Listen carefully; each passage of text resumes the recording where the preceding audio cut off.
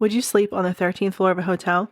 Or would you, refuse, even though you know that floor 14 is just floor 13 in a fake mustache? But that's the thing about the number 13. Some people laugh it off. Some people avoid it like the plague. And me? Well, welcome to episode 13.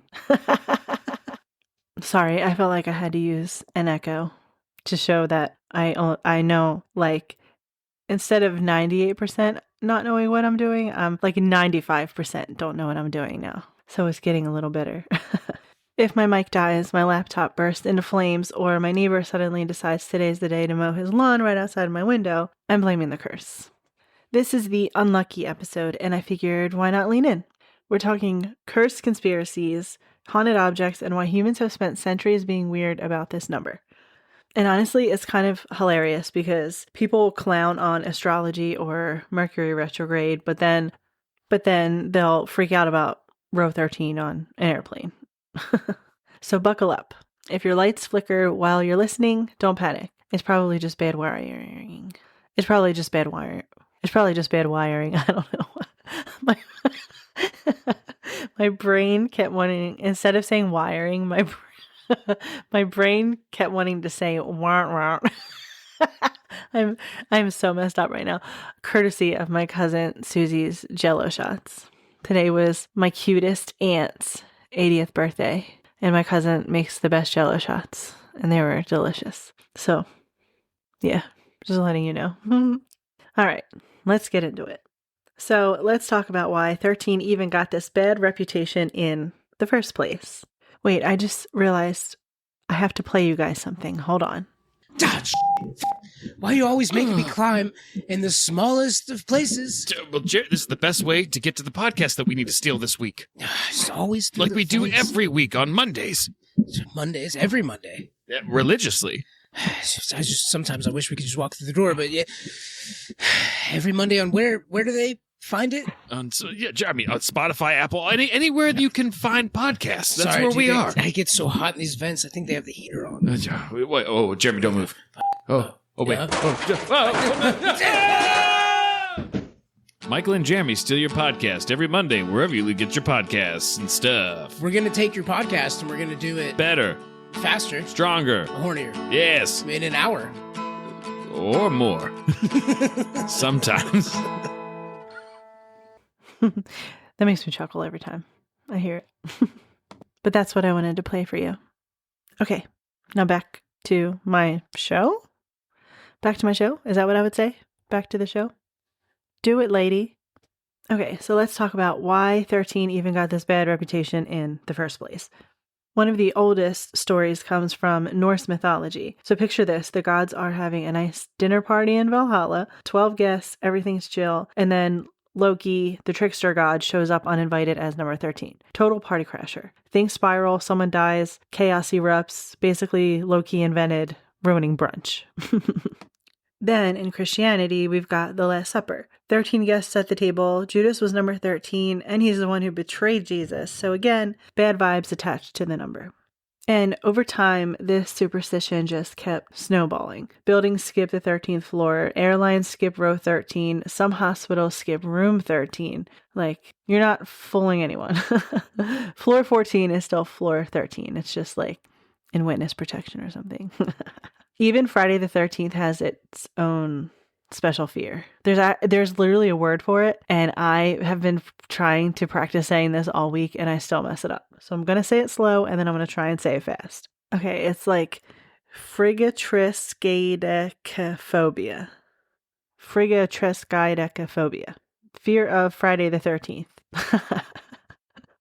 And people genuinely avoid doing big things on Friday the 13th, traveling, getting married, signing contracts. Statistically, fewer flights are booked that day because so many people believe it's cursed. Meanwhile, imagine getting cheap airfare because everyone else is afraid of that day. Okay, so in the 1880s, a guy named Captain William Fowler decided that people were being way too dramatic about the number 13. So he created something called the 13 Club in New York City. And the idea was to basically give superstition the middle finger.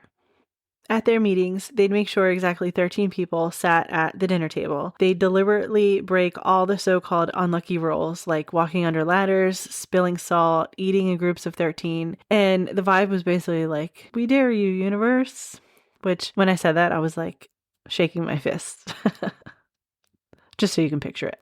But here's the creepy part. A lot of members, they didn't exactly live happily ever after. Some died in weird accidents. Some had early deaths. Not all, but enough that people were like, maybe we shouldn't mock this curse. And they weren't just nobodies. A bunch of U.S. presidents were honorary members. Teddy Roosevelt, Chester Arthur, Benjamin Harrison, even Grover Cleveland, which, by the way, if your name is Grover and you're fighting bad luck, you already lost. Now, whether you believe the curse or not, the press had a field day. Newspapers back then were like, oh, club of weirdos, tempting fate, which is fair, because imagine joining a dinner club where the whole point is like, hey, want to test the limits of bad luck and possibly die? I'll stick to book club, where the only curse is accidentally picking a Colleen Hoover novel. But what's wild is that the 13 Club actually gained popularity. They had chapters in other cities people wanted to join. Humans are like that. Tell us something is dangerous or forbidden, and suddenly it's like fun. It's kind of like ghost tours today. People pay money to maybe get haunted, which is maybe the vibe of this episode. So let's hope that doesn't happen. But anyway, some of the deaths of the members of the 13 Club were like, one man fell to his death down an elevator shaft not long after attending a meeting. And then another was stabbed in a bar fight. Then there was a guy who died in a freak carriage accident. I don't think I'll ever say that again in my life. And a few others died suspiciously young with like weird illnesses and sudden accidents. But think about it. You'll never hear the words, he passed on in a freak carriage accident ever again. But let's talk cursed objects. First up is, I don't know how to pronounce this, the Diebuck box. Anyway, it's a wine cabinet that supposedly houses a malicious spirit from Jewish folklore. The legend goes that anyone who owns the box suffers nightmares, health issues, financial ruin, basically everything but your Amazon package getting lost. It first made headlines in the early 2000s when it was sold on eBay, and every new owner had creepy stories. Weird shadows, smells of cat urine, electronics dying. Eventually it ended up with, of course, Zach, I don't know his name, Baggins? Baggins? Like Bilbo Baggins? Bagans? Anyway, the guy from Ghost Adventures. I feel bad for not knowing his name, but if it's haunted, that man is sprinting towards it with a new night vision camera. Not new. I don't know why I said new. A night vision camera. Next, there's the Hope Diamond. It's a massive blue diamond about 45 carats that's supposedly cursed. Its owners over the centuries were said to suffer horrible deaths, financial collapse, or ruined reputations. The one guy who owned it in the 1700s was torn apart by wild dogs, which is wild. Another lost his entire family and fortune. Marie Antoinette also wore it, and, well, she lost her head. I know that's not funny and I'm terribly sorry, but now it's sitting in the Smithsonian, which, if you think about it, is just the U.S. government being like, yeah, let's keep the cursed diamond safe and on display. See what happens. Then we have James Dean's Porsche 550 Spider, nicknamed Little Bastard. So Dean died driving it in 1955, and afterwards, anyone who touched the wreck seemed to meet disaster. A mechanic was crushed when the car slipped off a jack. Another guy who bought parts from it crashed and died. Even when it was on display, the garage caught fire. Basically, this car had full-on, like, Final Destination energy. And then there are the random cursed things floating around. So the Busby stoop chair in England, where anyone who sits on it or in it supposedly dies soon afterward. They eventually hung it on a wall so no one can sit in it, which is both smart and hilarious. Not that they died, though. That's not funny. But then there's the crying boy paintings. They were mass-produced art that people swore caused house fires, but the painting always survived. Imagine explaining that to your insurance company. Like, yeah, the fire destroyed everything, but this creepy, crying child painting. So yeah, people have been convinced for centuries that certain objects just hold bad vibes. Personally, if someone gave me a haunted diamond, a demon wine cabinet, or a car that kills people, I'm pawning it immediately. Sorry, ghosts. Take it out with cash for gold. All right, time to dive into how cursed numbers and creepy conspiracies show up in music and pop culture. So there's the famous 27 Club. It's this pattern where a shocking number of musicians and celebrities died at the age of 27. There's Jimi Hendrix, Janis Joplin, Jim Morrison, Kurt Cobain, Amy Winehouse, all insanely talented, all gone too soon, all at 27. Now, statistically, it's probably just coincidence, but of course, people spun it into a conspiracy that 27 is a cursed age or that fame itself comes with a built-in expiration date. I don't know why I left it at that. But some even say the Illuminati makes sacrifices of stars at 27. Then there's backmasking. In the 70s and 80s, people thought that if you played records backwards, you could hear secret satanic messages. The big one was Led Zeppelin's Stairway to Heaven. Supposedly, if you reverse part of it, it said, "Here's to my sweet." The Beatles got accused too. So people swore you could hear Paul is Dead when you spun their tracks backwards. I won't be talking about that. But parents in the 80s were convinced that this was a real danger. Like, kids were out here smoking weed, skipping class, and apparently spending hours playing vinyl backwards. Meanwhile, like, I can't even get my Bluetooth speaker to connect forwards. There's some other creepy pop culture bits too. Like, some buildings skip room 666 for the same reason they skip floor 13. Taylor Swift actually leans into 13 as her lucky number, which is either bold or proof that she made a deal with the devil. That's probably something I'll talk about later too. Okay, so we've covered unlucky numbers, cursed clubs, and haunted diamonds. But now it's time for some classic creepy science conspiracies. First, there's the Philadelphia experiment. So picture this. It's 1943. World War II is raging, and the U.S. Navy is allegedly running some secret experiments in Philadelphia. The story goes that scientists were trying to make the destroyer ship USS Eldridge invisible, like literally cloaked from radar. But instead of just disappearing from enemy sight, the ship supposedly vanished entirely. Witnesses claimed it reappeared minutes later, but here's the horrifying part. Some of the crew were allegedly fused into the walls and decks of the ships, like part human, part metal. Others supposedly lost their minds walking through walls or vanishing entirely. And it sounds like straight up sci-fi horror, which probably why people latched onto it so hard.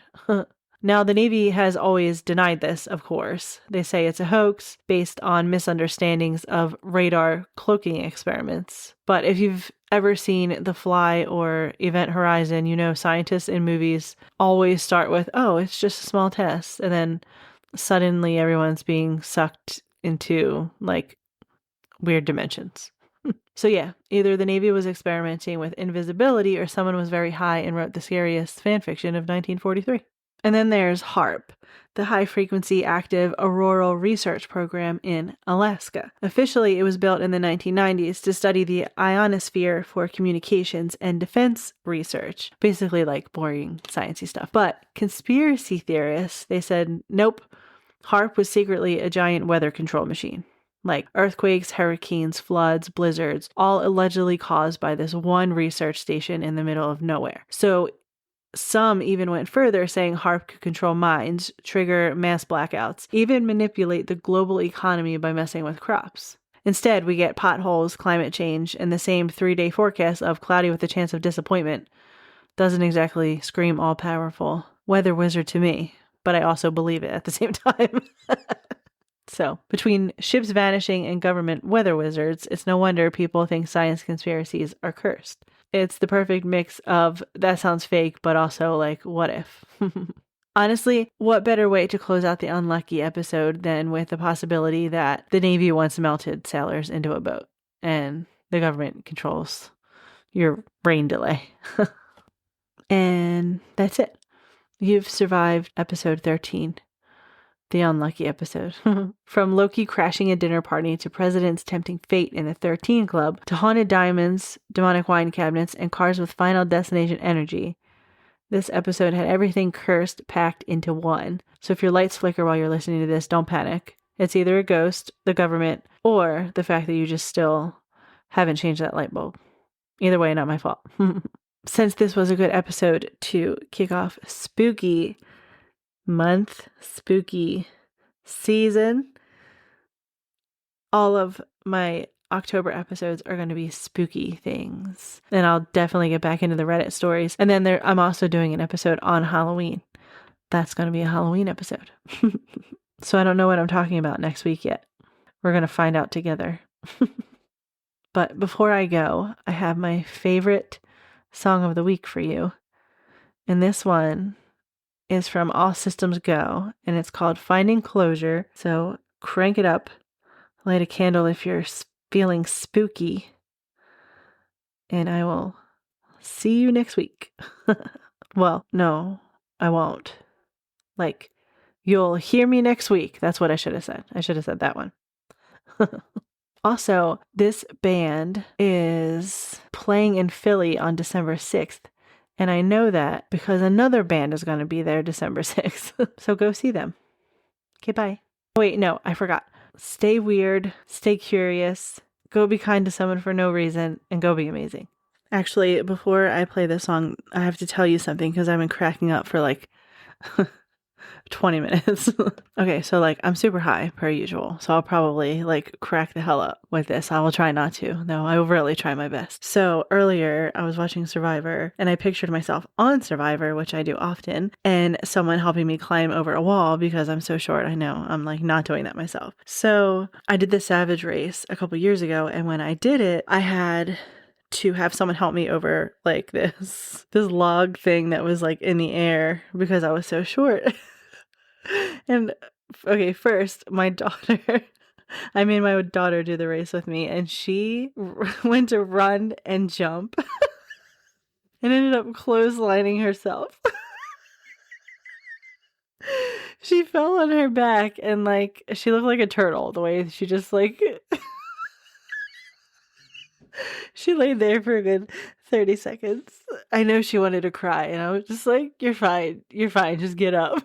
But anyway, so this guy was helping me over this log, but I kept sliding off his legs, and because I'm very short, so like, okay, first the way that he was helping me up is he got down like on one knee, so his other leg made like a 90-degree angle, and he would have me step on that to get up. But anyway, because I'm so short, I kept slipping. And I kept accidentally slamming my vagina on his leg. But I pictured doing that in Survivor and then like accidentally, and then turning to the person who was helping me like, I'm sorry for the clam slam. I'm sorry for the clam slam.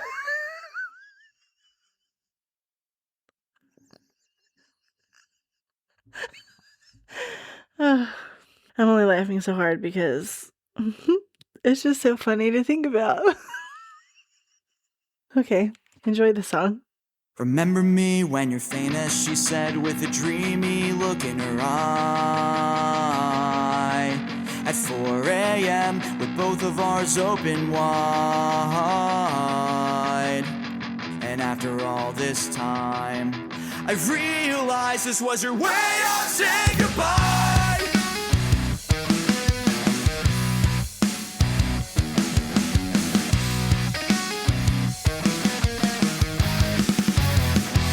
I'll sing you a song one day and I'll mean it, though the last time I did was a bad experience, and ever since then I keep it to myself. But you might be one who deserves it, and I'm not trying to say that I'm a rock star. We show love in different ways, and a piece of my voice is a piece of my heart. I don't know if we'll get that far. Remember me when you're famous, she said with a dreamy look in her eye.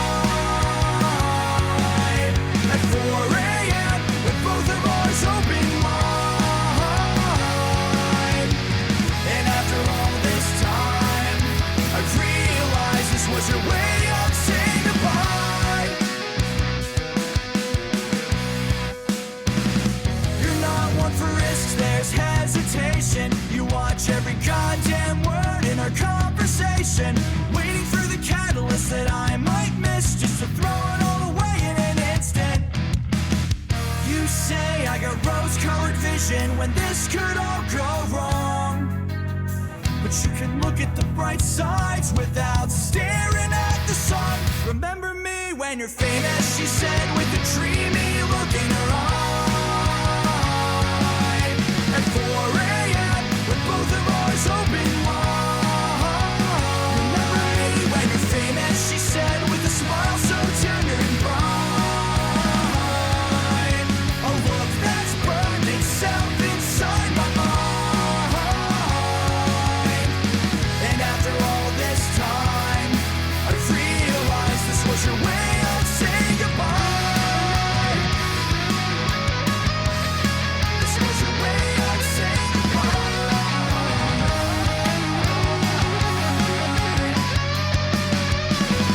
Now I'm singing this for you and I mean it. Don't take it as a compliment, it's not like you need it. I tried my best and it wasn't what you wanted to believe in.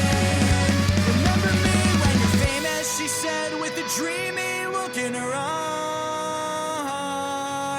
At 4 a.m. with both of ours open wide.